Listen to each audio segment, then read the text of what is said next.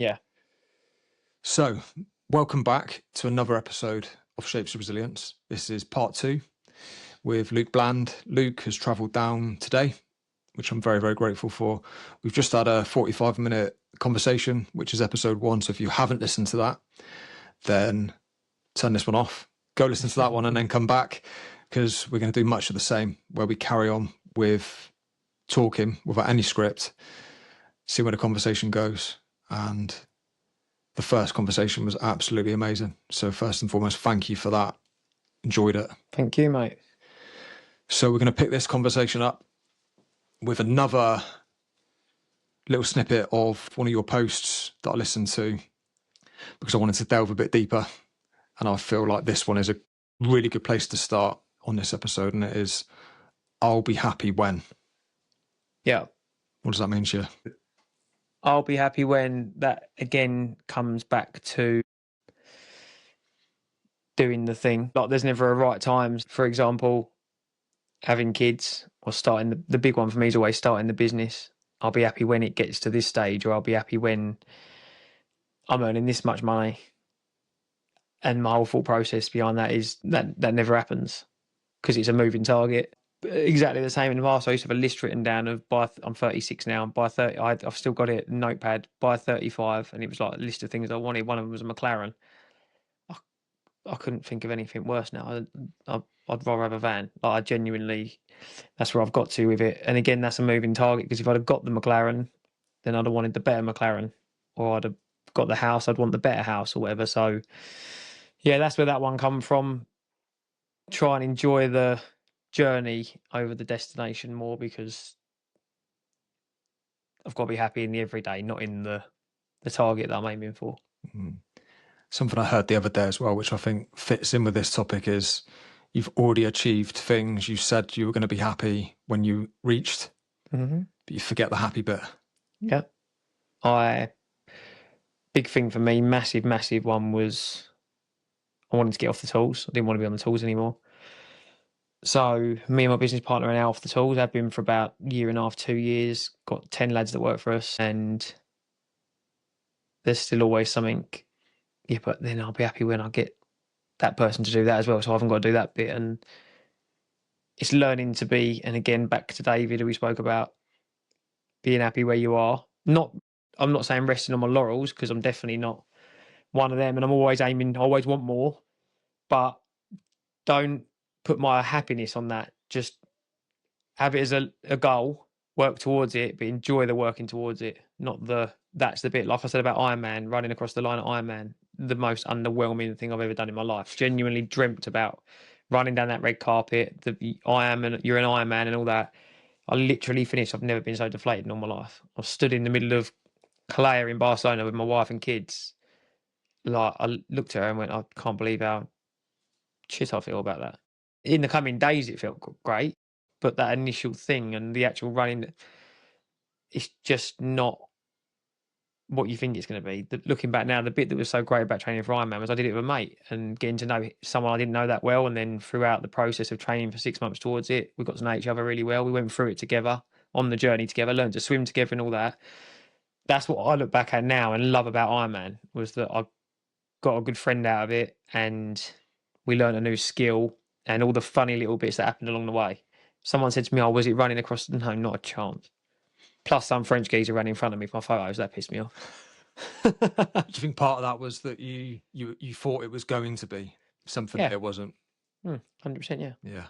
It's Instagram, isn't it? You see it, the flashy reels running down the red carpet, and it just looks so, mate. You get there and it's a bit of red carpet on the floor with an arch, and your name's up on a light with your time, and you get given your medal, ushered through a tent, and you're out in 5 minutes, and it's like, right, back out. And you're like, I've just done 11 and a half hours of graft. And it's funny, isn't it? We take pictures of someone when they're stood at the finish line, and at that point, it's easy.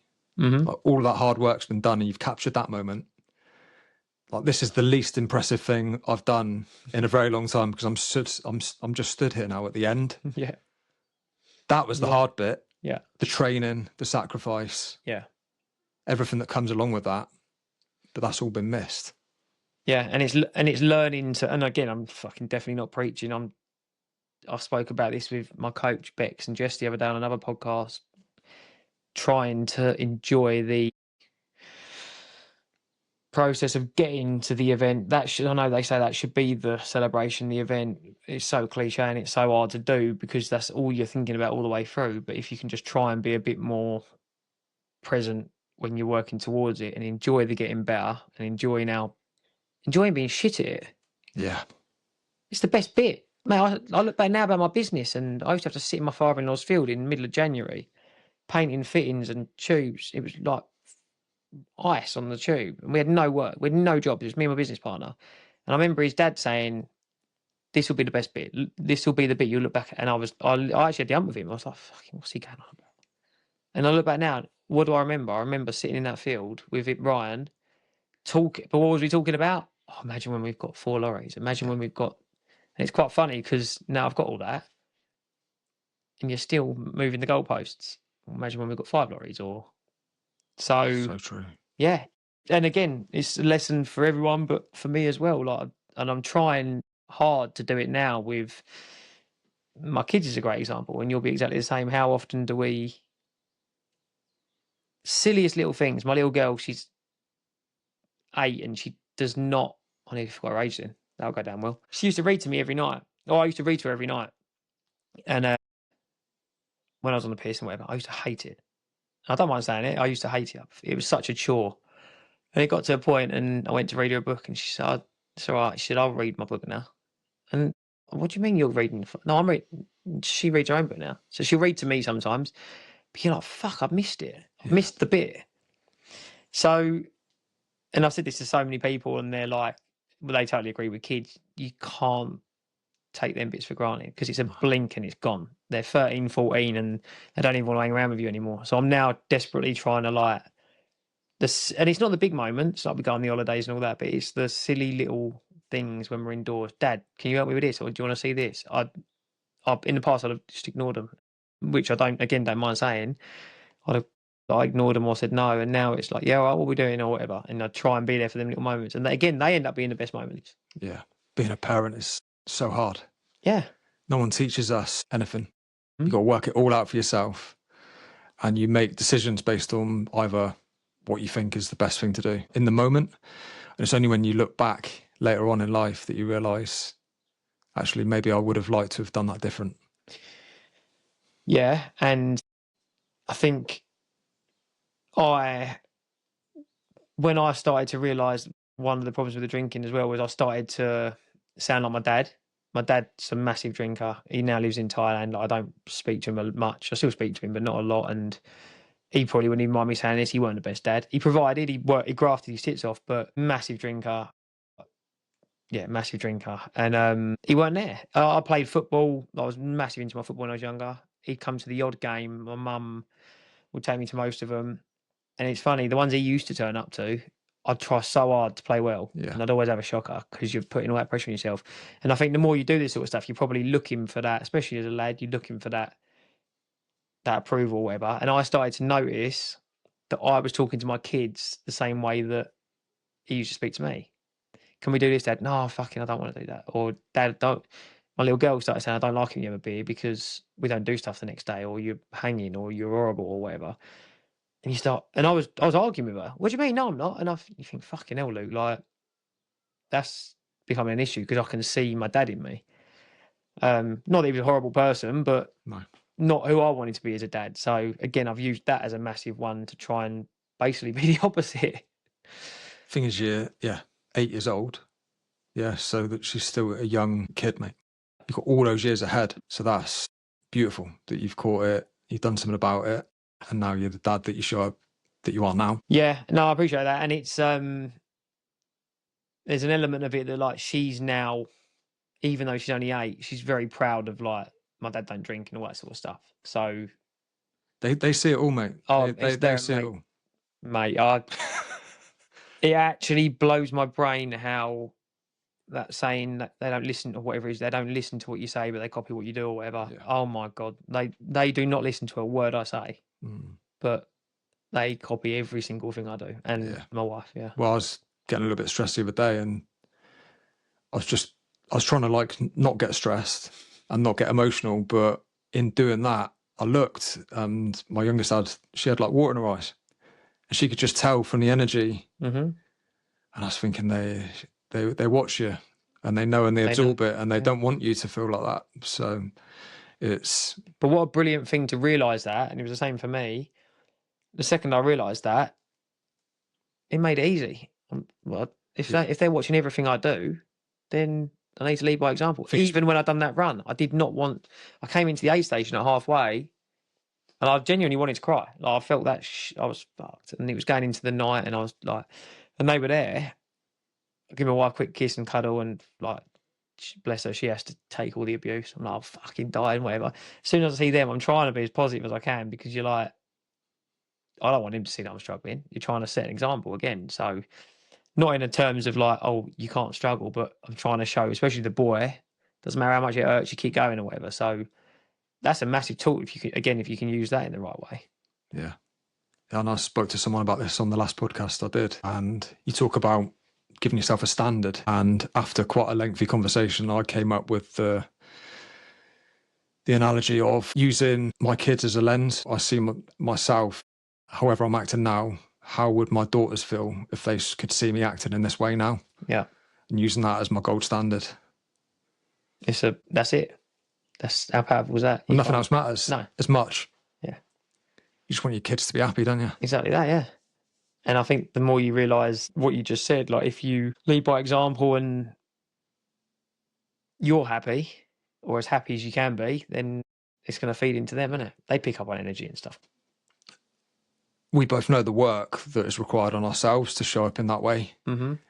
And what happens, I feel, is when something comes up in life and you start going inwards again, and that little voice reappears, and these little emotions start talking to you, mm-hmm. and you know the work you want to do is the opposite from what you actually feel like doing. Yeah. How hard is it in those moments to still say, no, I'm going to get out for a walk or a run or do something for myself so that I can come back into the household and show up in the way that I know my kids deserve? Mine is training.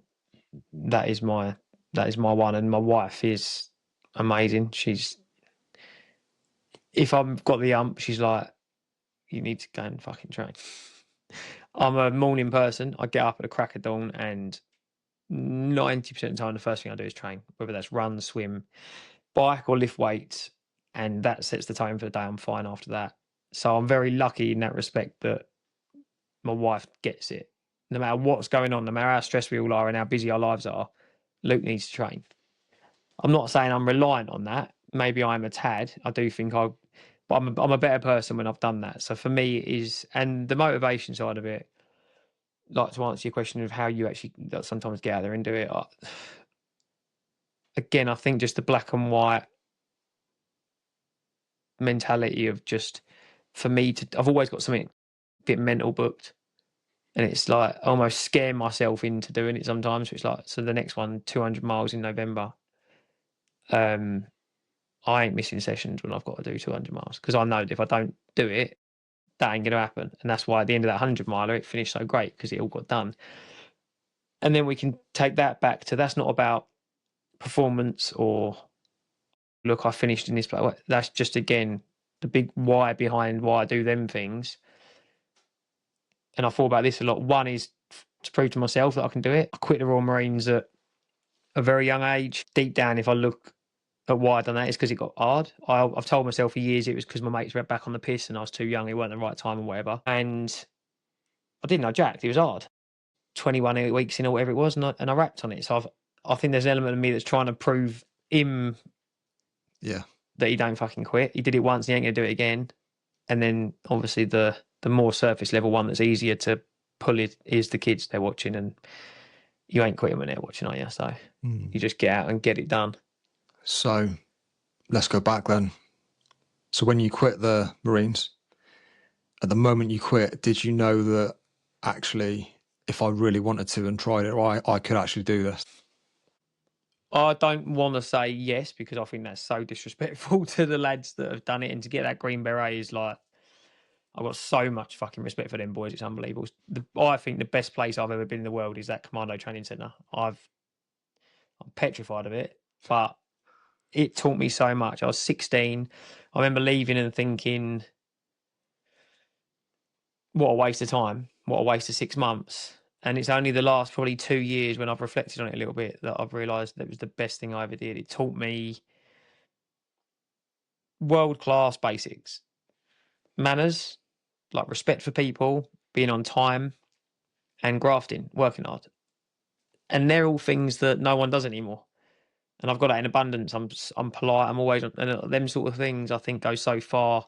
I say it's my boy. They take the piss because they're like, Daddy didn't finish school, didn't get no GCEs or whatever. And I was like, yeah, no, I didn't, but I can do them things, and that's what's got me to here. So I'm forever grateful for the Royal Marines for that. I got to 22 weeks in or whatever it was. I suppose you could say I'd broke the back of the mental side of it. They try and get you out in the first 10 weeks. I think there was 54 lads that started in our troop, and 30 of them had gone in the first 10 weeks because they're just breaking lads for fun. On you. Yeah. So even when I went to leave with my letter to the RSM and you stood in front of him and you've got to say why you're leaving, he's literally going to you, we've invested time, money, like just stick with it.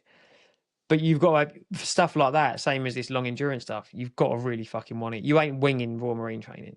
It's too fucking hard. No. So I'd have never got it done at that stage because my head had gone. I'd gone. And I don't think anyone leaves that. If anyone leaves that place and goes, oh, I could have done it, then they're a fucking knobhead, in my opinion, because that's disrespect to the green lid and whatever. And yeah, but again, yeah, so all I will say is just what a place, what a group of men. And when you're in a place and it's just like oozing excellence, like everything there is like fucking, and it's all done for a reason. Even the stupid shit, you're like, what my first day, I'm 16, they're showing you how to clean your cock in the fucking, I'm like, what the fuck's going on here? Like, I haven't even seen another, I'm only 16. And then all of a sudden, but there was a reason behind that. It's because you might be out in the field and you've been out there for 3 weeks and you need to, like, it's cleanliness. There was a reason behind everything. And doing that at 16, when I was probably anti-authority, hated school, I was a right little shit. To go in there, even in first 2 weeks that you do in the foundation phase where they're on you and you're in a room with 60 blokes every night. I cried the first night. I was laying in bed and I cried because I was like, what the fucking hell have I got myself in? Because you have to do a lot to even get to that stage. Yeah. It's hard to be. I passed the PRMC thing, like the 3-day smashing they do, when I was still at school. They're like 25, 26-year-old lads. I'm 16, like 60 kilos, piss wet through. So you've done well to get there. So you're telling yourself you've done all right. And then you're down there and you've got off the train and they've got you doing press-ups on your knuckles as you've got off the train. You're like, what the fuck is going on? But what a lesson in life at a young age that has definitely shaped me. I'm a great advocate for, not that this is a thing, but someone who didn't get the training done but has gone on to do all right. Yeah. Or could quarter of or half of the training, because it's the longest one in the world, and managed to take them values into civilian life and use them.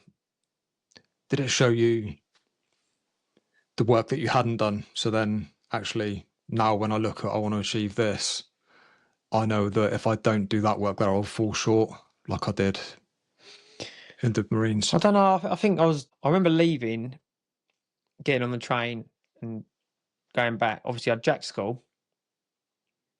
We was talking in the last episode about a book of evidence. And so far in my life, I quit school because I told myself I hated it and I was thick. And then I was going to go and be a Royal Marine because they're the best soldiers in the world. And I jacked on that. So it weren't looking fucking great. And I was back on the train the way I am. And I remember just being relieved that I was going home, whatever. And mum and dad were like, well, because my mum and dad, they were both grafters. They're like, well, you got to get a job. And my dad got me a job. About 3 days later, started scaffolding 20 stories high with brilliant group of lads, and obviously took to it like a duck to water because I was 16. I'd just been doing the Royal Marines, so scaffolding, yeah, it's hard work, but I was all right, got on with the boys, and I didn't get much time to really, I suppose, think or process anything that had happened. He was just out of there, into there, right, thank fuck for that, I've got a job, and I was loving it because I was with a good group of lads. So only probably the last, like I say, 2 years that I've started to think about, oh, fuck me, I was actually down at Lympstone and we'd done some of this stuff and I was around 60 lads and my fitness has always been at a really high level, even though I caned it for fucking 15 years. How have I managed to, and I'm like, well, I had the base from that. And again, like, excellence. They didn't accept anything less than absolute world class, whether it was fucking ironing your shirt, putting your cutlery together, or doing a bleep test or a march in the field. It had to be world class. And I think, yeah, that is something that, well, maybe that's an element of where my all or nothing things also come from. I don't know. Like I say, we're all still working it out, and you learn a lot about yourself when you start thinking about that stuff, didn't you? You also don't know when those lessons you've learned in life will reappear. And it feels like actually now those ingredients that I added at that time are now becoming very important, because you're ready to but you are pursuing a life of excellence, aren't you? You want to be the best version of yourself, for yourself, for your family, for your kids. And to do that, you're now looking, well, where can I tap into some of the stuff that I've learned that's created this person? And actually, of course, that experience in the Marines is going to play a big, big part in that.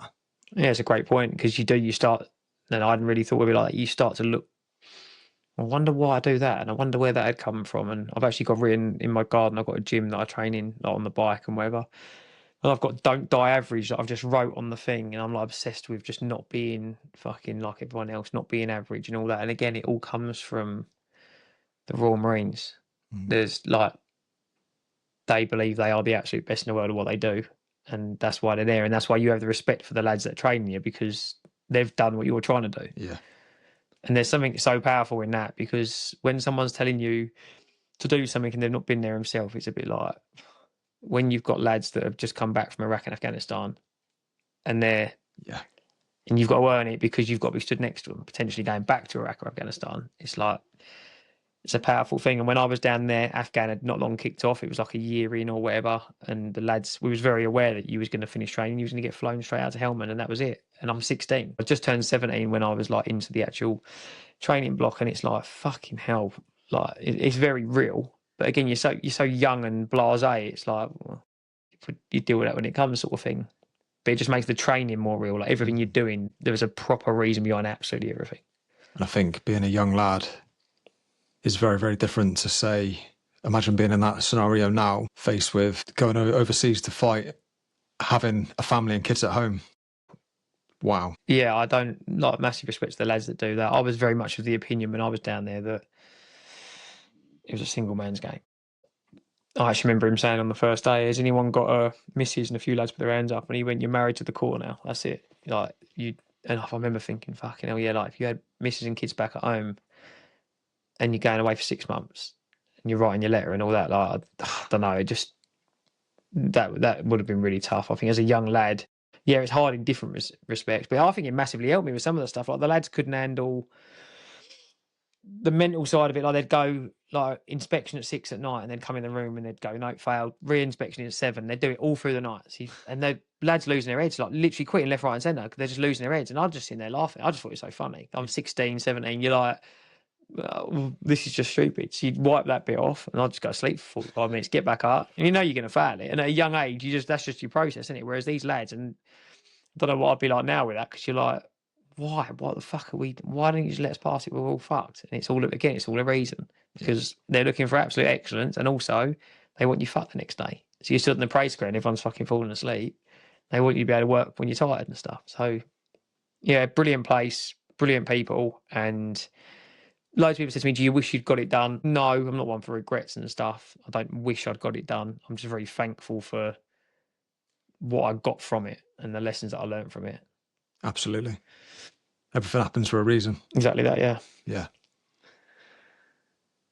Good stuff, mate. And we did it in the last episode where we rewound 4 years. Well, actually, if we look at fast forwarding from the time you spent in the Marines and those lessons you learned, when you were doing that 100 miler, for example, and you're talking about failing kit inspections, and you became used to expecting things to go that way. Mm-hmm. So then when you're in the runs and it's hard, there's a certain part of you that's like, of course, it's always going to be hard. Yeah. You have to accept the pain because it's inevitable. Something I heard the other day was pain is inevitable. Suffering is pain plus resistance. So suffering is actually optional. Mm-hmm. Yeah, that's good. So when you resist the pain, that it becomes suffering. Yeah. And you can apply that. As a friend of mine who's going through some stuff at the moment, and I sent it to him because I heard it on a podcast, and I thought, well, he's in pain. There's no point in me saying to him, I hope you're not in pain, because he's going to be in pain. But just those little words that might change the way Yeah. he gives himself a bit of compassion to say, well, I'm in pain, but it's only if I resist that pain that it becomes suffering. Yeah, no, it's good. Yeah, no, it's good. I think to answer your question with the endurance stuff and whatever, yeah, you obviously know that doing that stuff's hard. No, even the best in the world are going to be in pain or they're going to struggle. But again, that comes back to the proof thing. Like if you've put the work in, done some horrendous training sessions, as close as you can get to the suffering or pain you're going to be in on the day, you've got a little bit of proof that you can do it. You then tap back into some of the older stuff that you've done. And I've done a few little things now that I've got evidence that I can get hard shit done. And no, I think a massive one in that long stuff, the long running stuff, is knowing that you're going to have, just like life, you can have shit days, you can have good days. And it's the same in them runs. You're going to get, you might be 10K in to 160K of running and feel shit. I did. My heart rate was through the roof. I look at my watch, I'm going, what the fucking hell? It was 25 degrees. I felt like shit. I thought, I've got 150K to go. But then 40K felt all right. 70K felt fucked. Then all through the night when I was absolutely dreading it, which is a lesson I learned after, don't ever,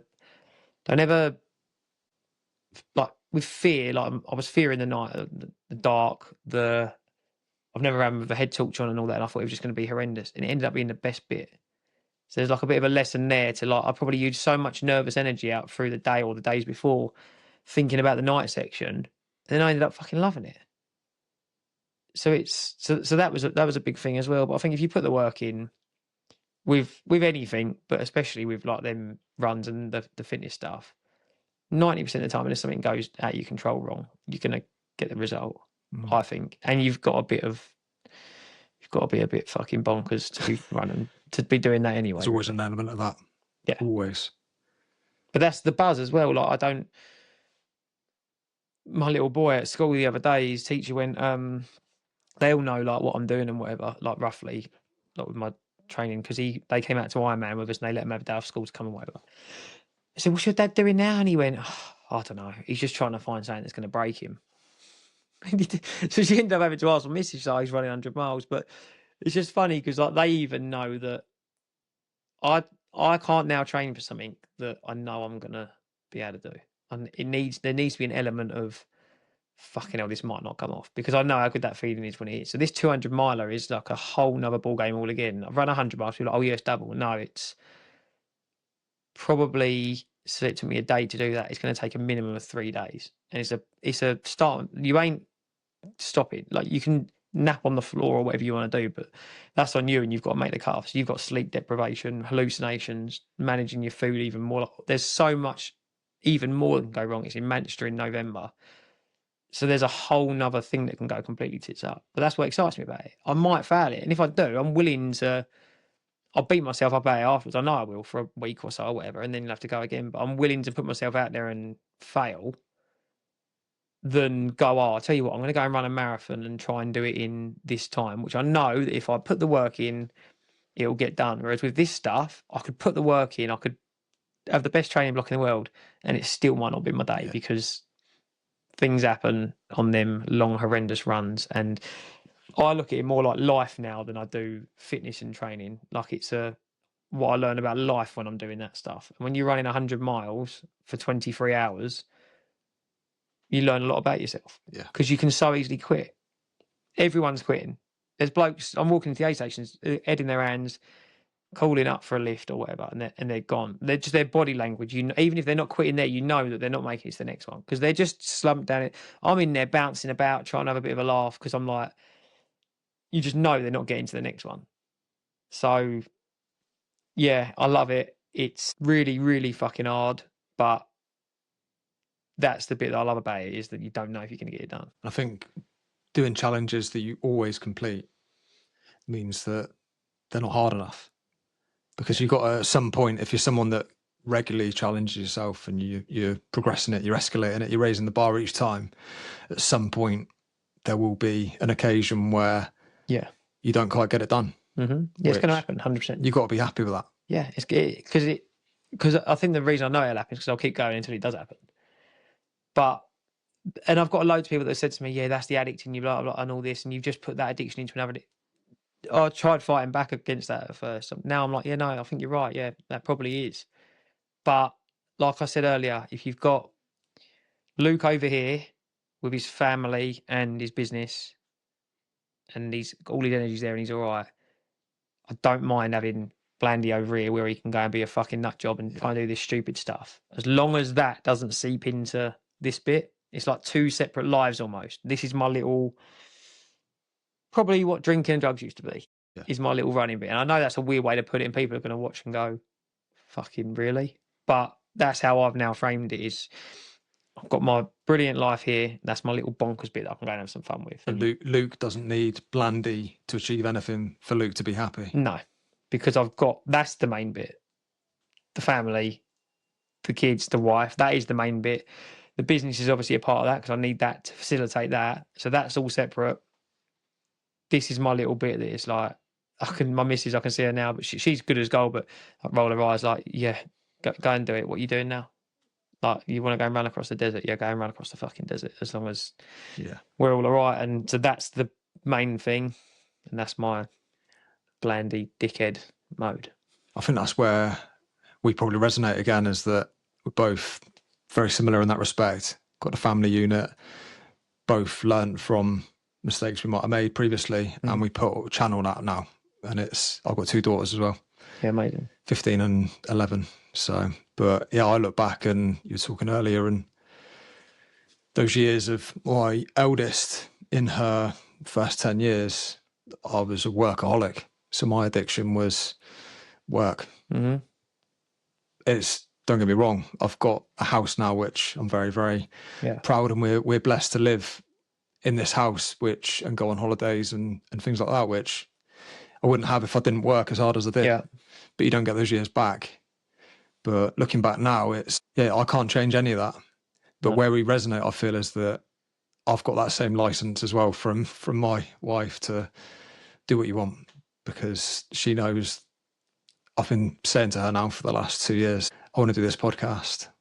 I want to do the sauna. I want to go and do breath work. I want to do this. I want to do events. I want to do coaching. And none of it really has led to financial return, but she's seen the benefit now of who I've become in that process of pursuing what I believe in. And then we were speaking earlier, and now things are actually starting to move towards potentially it being able to provide an income as well. So the universe has got a funny way of... It all happens for you when we spoke earlier, when you stop desperately chasing it, set the intention, do the work, and let it run its course naturally. And that is something that I don't know if struggle is the right word, but something that I'm always fighting with is pushing for something, because I'm so like a fucking push person, and I want to get this, I want to get that. But also I've sort of learned that sometimes you have to just keep doing the right thing. And this is where I'm at now. Do the right thing, be a good person, show up every day, train hard, whatever I need to do. Things do come from that. Well, clearly for you. And I'm having some like opportunities and stuff now from just doing them things consistently every day. And I think some of the best people that have ever done anything in the world have just done that. They've consistently done the right things day after day, and some amazing things have come from it. A lot of it for me was stop telling these people what you can do and start showing them. And the more I've done that, I don't have to tell anyone anything now. The people that I'm moving towards and that are coming to me for opportunities, I haven't had to tell them anything. Everything that I wanted to happen 2 years ago is now happening, and I'm not asking for any of it. Well, that's amazing. And that's just... It's the evidence. The evidence, again, of that you've put the work in and it's coming good. But that's just for me. That's just my story. And none of that is, I'm going to be this loaded, famous person. It's, for me, I set the intention of what would make me happy. And I'm very, very clear on what that is.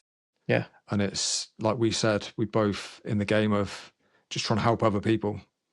And for me to do that on the scale I want to do it and in the way I want to do it means that I know the changes I need to make, and that I can't do that in living a dual life where I'm still the old person doing the old job, because that doesn't work. So therefore it has to have some kind of financial return for that to be viable. But then once that's done, it just enables me to help people on that scale, which And it's the payment.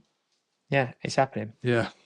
Yeah. It's funny because it can just feel like you're not making any progress whatsoever. Same with my business, mate. I've had my business 9 years, me and my business partner. We didn't get a job for 6 months. And I've never been so sure of something in all my life. I remember there was never a percentage of doubt in my head. It wasn't if, it was when. Like, I've never been so sure of something. It was, again, just keep doing the right things, making the phone calls, going to the sites, trying to win the work, getting all the gear ready, investing all our money back into the business. We got so lost in the work when we started getting work. We didn't employ no one. It was just me and him. We did so much on our own. We didn't pay ourselves for months and months and months. And then all of a sudden, I remember one day we just looked at the bank and there was like, I don't know, 15 grand in there. We'd had nothing for months. It was all our own money going in. And we looked at each other and we went, we can pay ourselves something. And we paid ourselves and it felt like I'd won the lottery. It was like, how did we not notice there was money? We got so wrapped up in just the process of doing the thing every single day. It took care of itself. I'm a big one for and again, I'm no fucking expert in business at all. I've built one business and it's done all right over the last 9 years and it's given me a brilliant life. I can't stand business plans and stuff. I just think it breeds, not for the certain people, but it can breed procrastination. And then we're going to do this and then we're going to just fucking do it. Yeah. Just get the idea and run with it. Give it a go. Jump in and let's see where we get. Because the more barriers you put in the way, you start writing a business plan and all of a sudden there's, and then this has got to happen and we need that to get to there. Before you know it, you've not done it. All the people I know that have built great businesses, they might have had a loose plan. They've not sat down and wrote out this huge fucking business plan. Just messy. They've just fucking got the dough, chucked it in and gone, fuck it, let's see what happens. Messy action. Is it analysis by paralysis? Is that the saying or whatever it is? You can overthink your way into anything and we all do it, but I'm now a fucking pull the trigger man. I sort of always have been. Just fucking go for it and see what happens. Yeah, I'm with you. Absolutely with you. I listened to a podcast yesterday. Elliot Buick and Chris Griffin, 2 young lads, but smashing it. Absolutely smashing it. And they talked about things like business plans and mentoring and things like that are based on someone else's model. Mm-hmm. Somebody else has created what a business plan should look like. And he said the moment you emulate anybody else in life, all you can aspire to be is a substandard version of that person. Nobody else can win. Like, if you think you're better than me at being you, and I think I'm better at being me than you, we're both right. So just be you and follow exactly what you feel, what you believe, and listen to the heart, intuition, ignore all that other stuff, the doubt. Yeah. Then who the hell needs a business plan to do that? And why would you want to be anyone else anyway? That's the fucking great bit about life, isn't it? Matthew McConaughey's one, wasn't it? Who do you aspire to be or who's your idol? Me in 10 years' time or whatever. I think that's the best.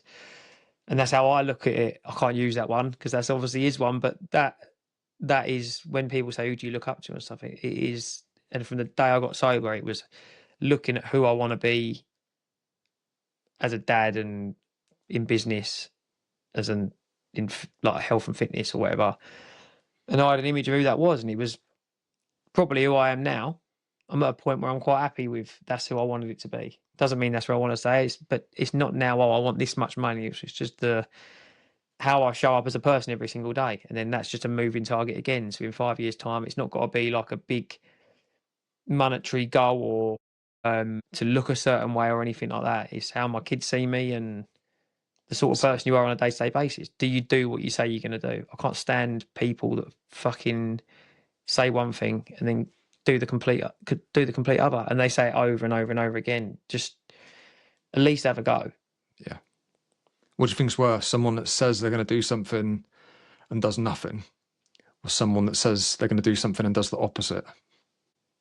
I actually think nothing, because I can't handle no action. Do you know what I mean? Like, the reason I've probably said that is because in the past, I was maybe guilty of doing the second one. Trying to think of an example, but where I might have said I'm going to do something and then I've done the complete opposite and then justified it. Yeah, but fuck it. You're only young once. One of the boys and I, or whatever. Yeah. I can't handle the not doing it thing, the lack of action, because it frustrates me. And I've probably done this in my life in the past, but when you can see people just waiting and waiting and waiting. You're like, no one's gonna come and fucking do it for us. I know we've heard this millions of times, but no one's gonna come and do it for you. Everything that I've ever done of any sort of worth is through what I've done for myself. Like, I've got off my arse and gone and fucking done it. That's all I've got. I graft. I'm a grafter. I'll show up every day and I'll get it done. So I'm a man of my word. If I say I'm going to be there, I'll be there. If I say I'm going to do something, I'll do it. And I think that is a great attribute to have in life, is to follow through on what you say you're going to do, even if it ends up being the wrong thing. I remember there was something I heard before. It was on might have been a podcast, and it was a guy who was working for, it was a book I read actually. It was a guy who was working for the chief of staff in the American military, and he said they were trying to make this decision about the Pentagon. They've been going back and forwards for like 5 years, and they'd had hundreds of meetings, and all this guy was like a chauffeur to see him into the room and all that. And he'd heard all the meetings go on. They had this new guy come in, he was the new chief of staff. They sat down for like the God knows how many 100th meeting. They went, right, so today we're going to do about the Pentagon. And he went, right, the two options are this and this. Yeah, we're doing that one. That was it, done, walked out. And the bloke said, I had to go in. He said, I weren't even allowed to speak to him. I asked to speak to him. So, excuse me, sir, I just want to ask, how did you make that decision so easy? Like, how do you know that one was right? He went, I don't. And he went, well, why have you made it then? He went, because you lot have spent 5 years fucking about. He said, if it's wrong, I'll know in 3 months that it's wrong. Then we'll just do the other one. And I thought that is fucking brilliant, because procrastination is the biggest killer of everything. Just sitting around waiting. Make a decision. Might be wrong. We can go the other way then, can't we? And even if you can't, at least you know. Sitting around waiting. It's that balance of probability of how much assurance do you need? Is it 51%? Mm-hmm. If as long as there's 51%, then do the action, as opposed to, I need 99%. And most people need 99%. Yeah. They need that. And look, I'm not sitting it. I know with mortgages and whatever, and not everyone can just go, oh, fuck it, I'm going to quit my job and go and start a business and whatever. But that's not the message. There's always if you really, really want to do it, I'm a big one. Look, always come back to like, we're all going to, I know it's a bit morbid, we're all going to fucking die. So true though. I can't sit there. My biggest fear in life is the fact that I might be sitting there one day at the end with my kids by my bedside going, I just wish I'd fucking done that. Why didn't I do that? Like, that literally kills me. Yeah, because even if it goes wrong, do you not think when you get to that age, you're actually going to sit there and think, fair play, lad. Yeah. That might have gone wrong, but yeah, nice one, lad. You gave that. And it made a good story. Yeah, and you've got something there to laugh about. Oh, do you remember when you fucked your whole life up? Yeah. Because you took a punt on something you believed in. And even that, the experience you get from them big fuck ups is so valuable in life down the line. I've fucked up fucking everything. And that's where I learned everything from. Like, you don't learn nothing from things that have gone well. You've got to take a punt and have a go. And I think this is where it gets hard, is when you start dreaming like we have. It's almost easier when you don't even let yourself go down that route at all. So people that are in the mundane, in that 9 to 5, but they've never followed through on a dream because they haven't even explored what that dream might look like, because but that's just what other people do. Yeah, they're the ones that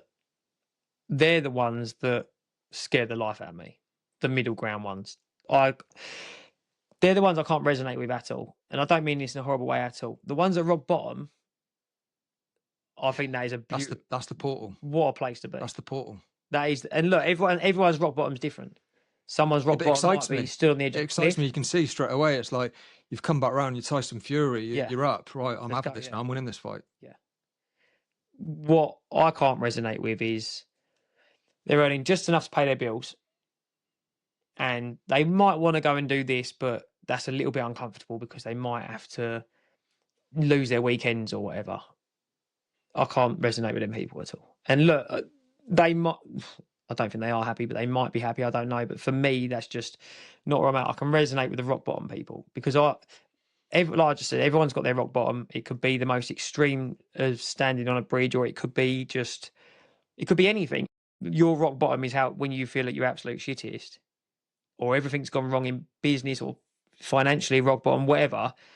But what a fucking place to start at. You've got nothing to lose. Fucking go for it. And that excites the shit out of me. The ones, like I say, the ones that don't. And I get loads of messages as well, and from guys that are really struggling, and then there's the other ones that are like, oh, I'm just my life's a bit shit, and I'm out. I'm 55 now, and I've probably got 20 years left, but this has gone wrong and my health shit. And I'm like, it's they basically just messaged me a list of excuses of why they can't do it. And I'm like, just read your message back. So the way I see this, so all those people that are in that middle ground are on a boat, they're on a cruise ship, and it's just steadily just ploughing through the ocean and they're happy. The ones that are in rock bottom have fallen off the boat and they're swimming for their lives, and they're like, I'm going to die in a minute. This is bad. I'm drowning. Yeah. I'm in pain. Like, I just want my life back. If I could get my life back, I'd actually follow through with what I actually want to do. And then someone comes, they see a speedboat and it comes and saves them. And they're like, right, now what I'm going to do is I'll make sure that I'm going to take all those risks, but I'm going to be the one in the speedboat looking for people that are drowning, because I'm going to show them as well. I'm going to go and rescue them. I'm going to come back from them. Yeah. Because how I feel about what I'm doing. Yeah. I can't wait to get there, because I'm going to dedicate it to the people at rock bottom, of how I can resonate to the equivalent of where I was. Yeah. And when you can, because you've been there. That's it. Whereas if you've lived a life of, I mean, it sounds brutal, but mediocrity, and you're happy to just plod along and pay your bills and whatever, like, again, fine. There's plenty of people out there that are happy to do that. But for me personally, and how I am, that scares the life of me. That scares me more than losing everything tomorrow and starting again. Even in the position I'm in now, I know that I'd fucking got more fire in my belly to come back from that than just the I'll pay your bills. The first page of the next chapter. Then yeah, that's all it is. Yeah. Yeah, I can't resonate with them people. I just can't. So because as it stands, I mean, my house is on the market because the changes I'm making will mean that it's unlikely that the income that I'm going to be able to pull in initially is going to cover my bills. So as a family, we're going to move to a smaller house, and we're in it together as a family, because that's what we want to do. It's bricks and mortar. But how exciting. Yeah. It's just a step back. Years ago, and years ago, that something like that would have been to me. Yeah. Oh no. And that's where it's so easy to stay. Scary. But yeah, that's where it's so easy to stay comfortable. But if you can push through that, and in however many years' time, think how great it will be then, I think that's where zooming out a bit makes it a little bit more comfortable, because it's like, well, but look at the other side of it. Yeah. It comes back to what you said earlier. All it's about is becoming that person. So I've visualized that person I want to become, but further to that, I embody the emotions and I behave in the way that that person behaves, and I cut out things. I ask myself seriously, well, what is that person doing that I don't? But more importantly, what am I doing that he doesn't? Yeah. And just cut it out. Yes. It's hard. It sounds so simple on paper, but yeah, it is hard, because you've got to actually do it. And that's the thing, innit? All these things sound great. Even what I've just said there, yeah, it sounds great. Look, yeah, burn the boats, fucking start the business. You still got to go and do it. But we have, and we are. I have done it. We're doing. Yeah. We're not talking from a place of cliche or for clicks or anything like that. It's what we believe in based on what we're doing. Yeah. And I'm just one of them. Look, a lot of people are risk averse and whatever, but just, I'd rather it go tits up and know, then I can park it and it's done. Right, that didn't work. Fine. Whereas that little nagging thing always in your head, like, oh, I just should have I should have. Like, that is, especially when you pair that in with like the thing of, like I said, we're all going to die, and you're sitting there at the end going, oh, fucking hell, why didn't I just do that? Because you didn't have the bollocks, basically. That's what it will come down to at the end. So I can't fucking live with that. No, but I get the impression you've got, no matter how bad it gets, you've got absolute confidence in yourself that at no point will it result in you going, I'll just put the call in, I'll just grab the can of beer. It's not a chance. No. That is. So you already know you're a winner then. So that's, because I can never go back to that. Yeah. I had a period where, I think it was about 9 months in, where I remember thinking, up until about then, something like my wife leaving me or losing someone really close might have, maybe my coping mechanism might have been to just go back to, or have one blood or whatever, however that would look. I weren't confident. That is completely. The biggest thing with that now is, over time, you just become so, you don't even want to do it. No. All the little triggers, the cold Stella glass in the beer garden, that was like a big. I hate the smell of beer now. I actually think, how did I even drink it? Like, it tastes like shit. Like, so like everything that would have pulled me to it now, pushing me away to it again. Probably my black and white all-in personality has done that, which I'm fucking so happy for. And that's a big thing that I like to message is, if you are like that, there's loads of people that are like that. Yeah. You've got my weird fucking mental all in. It has to be this or it has to be that. It's such a beautiful way of looking at it that if you're in the absolute shit at the moment and it's all negative, you've got to find your thing, but you can channel it into something positive. And it can't just be fucking running because Luke does running, or fucking saunas and breath work because you do that. It's got to be, and that's another thing I talk about. If you like gardening, go and fucking spend all day in your garden. Why are people so worried about? And I think this is a massive thing why people don't go sober or don't follow through on things. It's because they're trying to keep up with the Joneses and do what everyone else is doing. Like, I've got a mate that plays lawn bowls. He's 53, plays lawn bowls. Mate, he absolutely loves it. We had some great banter when he started because obviously I was like, what the fuck are you up to? But he loves it. And now what does he do? 4 days a week, he plays lawn bowls. I think it's amazing. He loves all the people down there. He loves doing it. Go and play lawn bowls. Find your spark. Yeah. That's and what someone said on my podcast last week. They said, find your spark. Yeah. Remember what you used to enjoy doing when you were a kid.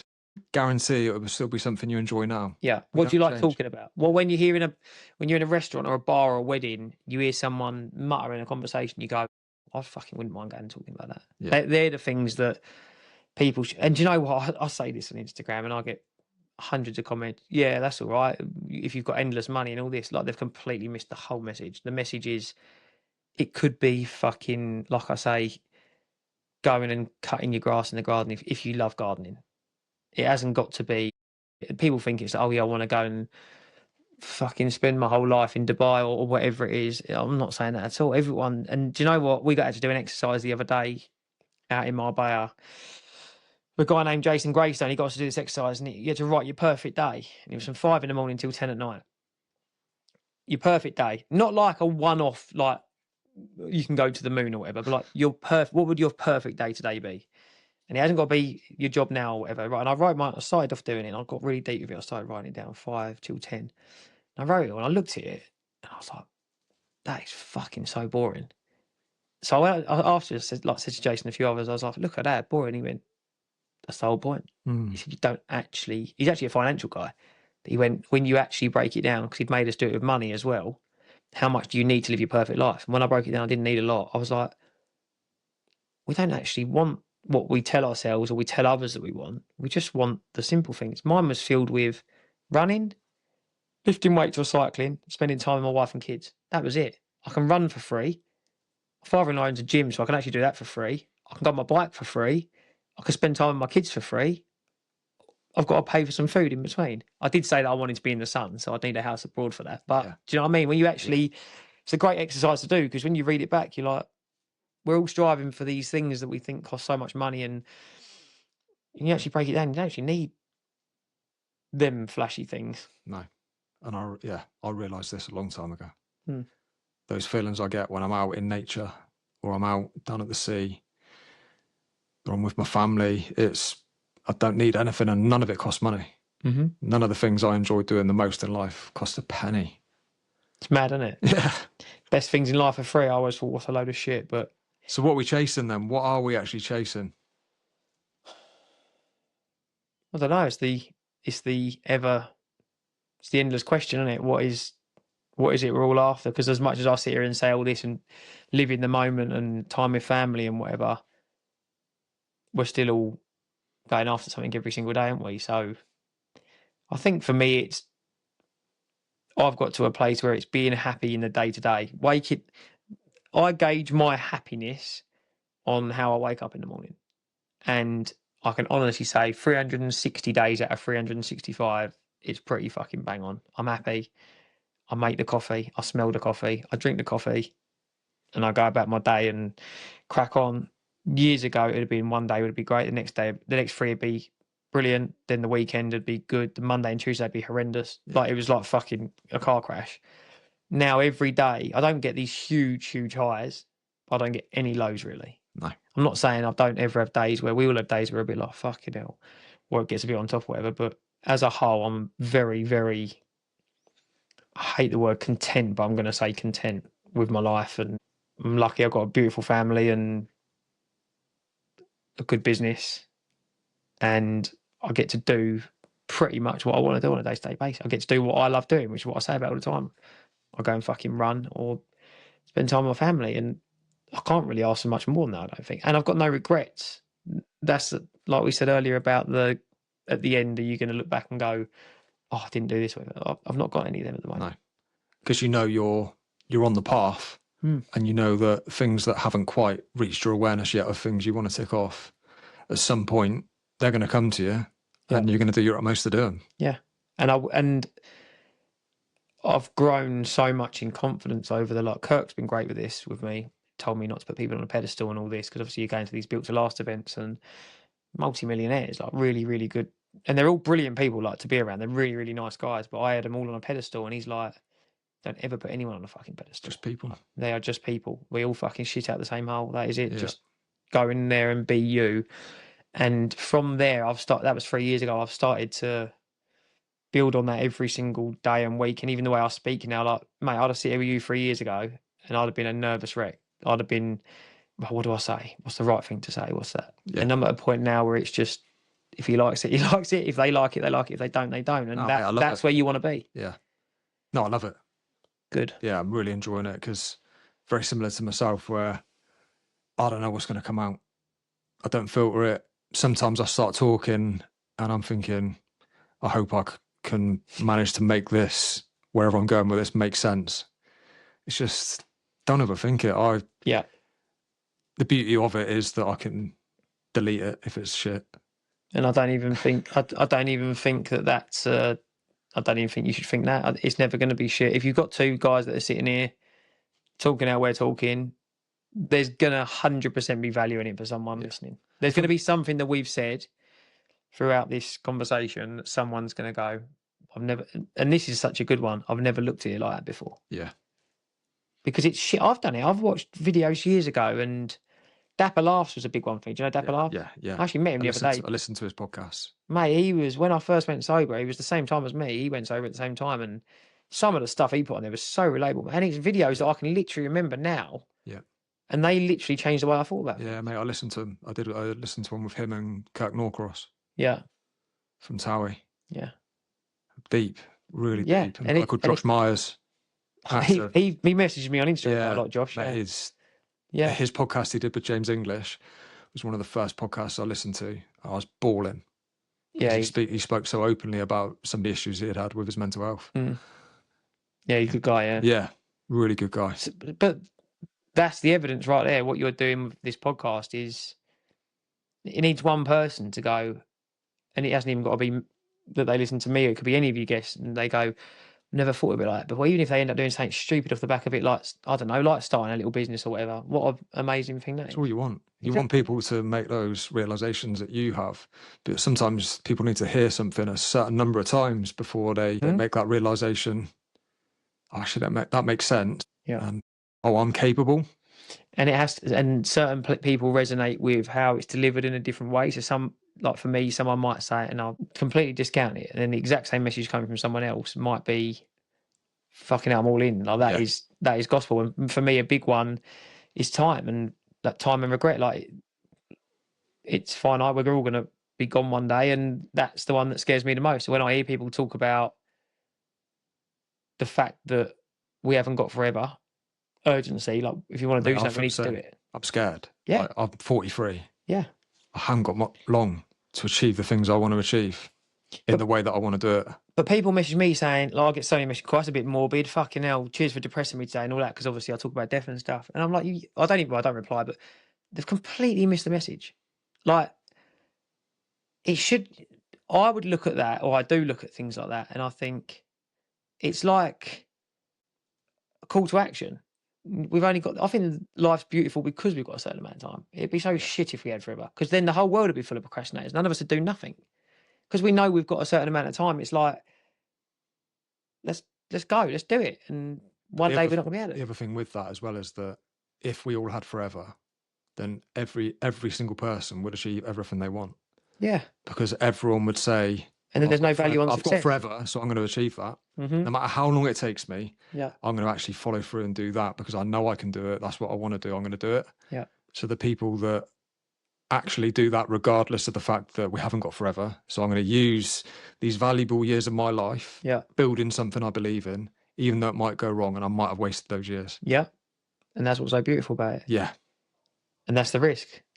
But But it's the ones that keep going with it. Yeah, and that's why there's so much reward on the other side. If you do fucking put it out there and go all in and do these things we're talking about, like some pretty amazing stuff can come from it. Yeah. And even if you're doing the right thing, you still become a better person along the way, ain't you? Like I have, like nothing could come from any of this stuff I'm doing. And I've still helped some people. I've had some lovely messages and I've helped certain people and it's helped me become a better person. I can speak better. I still fucking swear a lot, but I can speak better. And I'm learning. Everyone I meet who's like within this space or who I choose to spend time with now are good people. So that in itself is enough that it's worth chasing instead of shiny objects. Yeah, there's no shiny object that could be more rewarding than that feeling we're talking about. No. Nothing. No, there's not. But that takes so long to get there, I think, because we're all born with this, or like society pushes us all towards the shiny object, isn't it? That's the end goal, is the shiny object, whether that be a time in a race, a car, a house, girl, you might want to, whatever. That is the shiny object, and we're all chasing that. When you actually have certain things happen and you realise it was never about that. It's about all the bits on the way and the I call them silly little moments. They're not silly little moments, but the little moments along the way. That's what we look back at. Like David says, that's what he remembers. Yeah. Not the fucking gold medal. Tell us about a silly little moment recently that meant a lot to you. Silly little moment recently. I haven't got a particular one. They're daily little moments. Yeah. Obviously it always comes back to kids, really, doesn't it? Like Ronnie, my boy, he's not really like, he's a mum's lump. He loves his mum. He's fucking. We had him during COVID. He didn't leave the house for 2 years. He's literally a mum's lump. And he comes up to you and gives you a kiss. Dad, have I ever told you I love you? And you're like, no, you ain't actually. So like them silly little, which aren't silly, them little moments obviously become absolute you. And I walk away buzzing and he doesn't even realise what he's done. Things like that. My little girl waves at the window. She sits at the window in the morning. She waves. I pull off the drive, and mate, I could cry every time she fucking does it.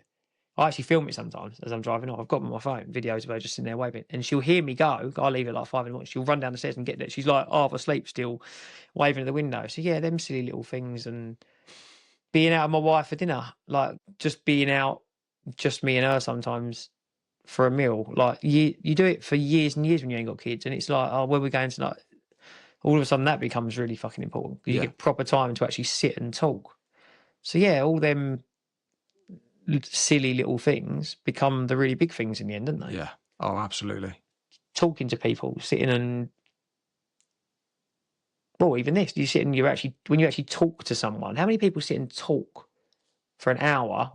My phone's in there on airplane mode, which I never do. I've got a business. It can't be on airplane mode. You sit and you talk and just shoot the shit. And do you know what? You walk away from these things and you think, yeah, like you said something that or a different way of thinking about something or whatever. And it's not just all about learning. You might have just enjoyed spending time with that person, talking about life. Like we don't do that anymore, do we? We don't connect with people and do stuff like that anymore. So they're all the silly little moments that I think of instead of the fucking big euphoric runs that I want to do. And you naturally drift towards thinking about the end of them runs and whatever. Even when I look back at them races, it's never, ever any of that I remember. I barely remember running over the finish line in any of them races. Not even so much the moments in the races, it's the leading up to, the night before, the morning getting ready, the kids turning up, and Ronnie had my fucking pack on walking down to the start line. They're the bits I remember, all of them things. And that's just a lesson for yourself when that's all you can think about is don't focus so much on the big fucking shiny object. See, those moments there, I think they go into slow motion when it's a big moment or you're just about to start a race like that and you notice things. Yeah. I'll never forget when I was at the start of the only marathon I've done, the trail run, and Coldplay was playing. They had some speakers, Coldplay was playing, and everyone's just stood there. And you're looking around at everyone, you know they've all got a why to why they're there. And you make eye contact with a few people and just a little nod and absolutely beautiful moments, Yeah, but it slows down yeah. because And they're the it bits you slows down on remember. purpose because it's slowing down for you to soak it in. Mm-hmm. So, Yeah, I Iron Man. The one thing I always remember about Iron Man is on the beach, about to go in to the start, and I was shitting myself. I never swam in the sea, but that is like it felt like I was there for 10 hours just waiting on the beach. It was probably every emotion. 20 minutes, but yeah, you're shitting yourself. Yeah. Mate, I've never been so scared but so excited. I've never not wanted to run into the sea as much, but want to run into the sea as much. Like Yeah. it was the weirdest thing. Like I was genuinely petrified to get in there, but at the same time, couldn't fucking wait to get in there. Yeah. Well, you know, it's this thing I'm about to do here is going to change my life. It's going Yeah. to make me stronger. It's going to test me. Hmm. It's everything I know I need, but at the same time, I've still got to go and do it. You know how hard it's going to be, yeah. I'm like that with all of these things I do now. The 100 miler was exactly the same. I'm actually good at running. So that one wasn't the fear of fucking I might drown. But even that, I know how much agony I'm going to be in. It gets to about 10 hours. No matter who you are, if you've been running for 10 hours, you're in agony everywhere. And then you know you've got about another 14 to go. You're not even halfway. How do you start to process this is going to hurt this much for double the time? Like, it doesn't even. But that's the fun bit. Like, that's the bit that fucking. I'm literally getting excited talking about it now. Yeah. Like, that's the bit that excites me. 200 miles in November. I can't fucking wait. Were there any moments in that 100 miler where you were getting close to being concerned about certain parts of your body hurting or an injury, or is there anything that came up where you thought, oh, at some point this could be close to pulling it? No, my hammy was a bit tight at one point, and your brain starts doing weird things. Obviously, you're in absolute agony everywhere. Feet are in absolute bits, whatever. And your hammy starts to go, and your brain, it's like, this isn't, I feel like it's not even you thinking. It's like a different part of your brain going, well, there you go. There's your excuse. You've done your hammy. Yeah. How many people in that race did that or across these races do that? I reckon is 50% of DNFs. They tell everyone else and they fully convince everyone else that they've done themselves. But then they go home and they know deep down they didn't. And that is like I'd go into a fucking bad place if I ever did that, because I can completely handle DNFing and failing at something if I was injured or it was out of my control or something, or I just wasn't quick enough. Whatever. That's completely fine. Own it. Go back and get it done. I could not handle jacking and then making an excuse that I hadn't jacked and living with that myself. That's why I know that will never happen, because I'll drag myself over the line if I have to, because I wouldn't be able to deal with the fucking days after. Yeah. I think the excuse you would have told yourself that you know is a lie would be in that similar energy of just grabbing a can of beer or doing something that you know is, you've made an excuse to yourself to go and do something that you know deep down it's not right. Yeah. Yeah, and that's exactly it. Can you fucking live with yourself afterwards? You say finish it off, then I'll go and talk for 45 minutes. You're like, fucking hell. Let's finish this one off. And it was, again, we'll go back to something I picked up on in one of your reels, and it's 36, not a clue. And the way I took that was, you're on this journey and you've worked a load of stuff out, but in that process, you've actually realised that the more we know, the less we know. Yeah. Yeah. I don't believe in like experts and people who are like, think they've got it all sussed out. I've never ever claimed to be someone who's got it sussed out. I'm probably just as fucking broken as anyone and haven't got a clue as much as the next man. And you try to go through life or whatever it is, whether it's business or whatever, thinking you know best and thinking you know exactly what to do, and just sort of working out along the way that you don't work out along the way. It's a blag, isn't it? None of us have done this before. We're all just having a go, and I ain't got a clue. But you start to learn little things that you do know about, or you think, or you know well enough to get you through. So about being a dad, I've got my own little way of doing it. So do you think that is creating values that you then live by? Yeah, massively. Yeah, like I've got a set of values, which is, we actually did this again in Marbella as well. Health, family, business. Them three, they're my big three values. Like I put a massive onus on health. Like, I want to be healthy, and I actually have that above family, because if I'm not healthy, Yeah, and fit, then what can I do for my kids, and people go, "Oh, it should be family." Well, it shouldn't be anything. Everyone has their own set of values, and everyone lives their own way. And for me, if I'm not healthy and fit and an example, then I can't do all the stuff over here that No. helps my family. So you So could flip that on. What have you got control over above everything else? You haven't got control over your family. You care for them the most, but the thing that you yeah, have the most control over is your body and yeah, you and your mind and what you do with it. So if that's the thing that you have the most control over, and that should be the thing that you have the most investment in. priority, yeah. Yeah. Because then everything else around it, it's not selfish. So I need to look after this thing and this. Yeah, see some of the guys their top value was business, and their reason for that. And I'm not, again, no one's wrong. Everyone's different.